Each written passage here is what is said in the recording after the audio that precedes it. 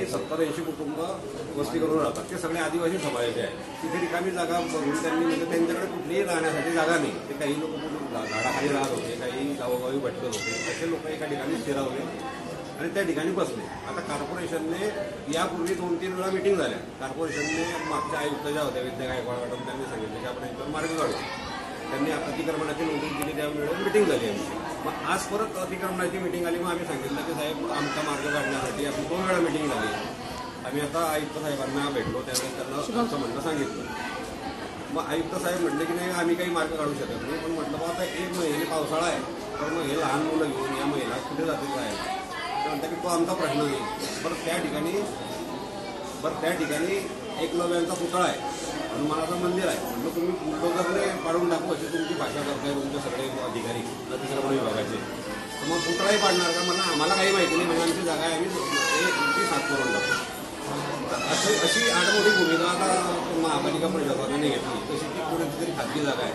मग आता या कुटुंबाने जायचं कुठे? आता या सगळ्या कुटुंबांनी मिळून पवित्रा घेतलेला आहे की जोपर्यंत आमची अतिक्रमणाची कारवाई थांबणार नाही, आम्ही कलेक्टर महोदयांकडे निवेदन करणार आहे. कलेक्टर महोदय आमच्या आदिवासी समाजासाठी बऱ्याचशा सुविधा त्यांच्यासाठी आहे, त्याच्यामधून कुठे ना कुठे जागा उपलब्ध करूनही देतील. परंतु तोपर्यंत सुद्धा महापालिका थांबायला तयार नाही. मग महापालिका जर थांबायला तयार नसली तर मग आम्ही इथे तोपर्यंत ठिय्या आंदोलन करणार आहे. मग ते त्यांनी घरं पाडले, मग आम्ही राहायला इथेच राहणार. आयुक्त साहेबांसोबत तुमची चर्चा झाली, नेमके ते काय बोलले?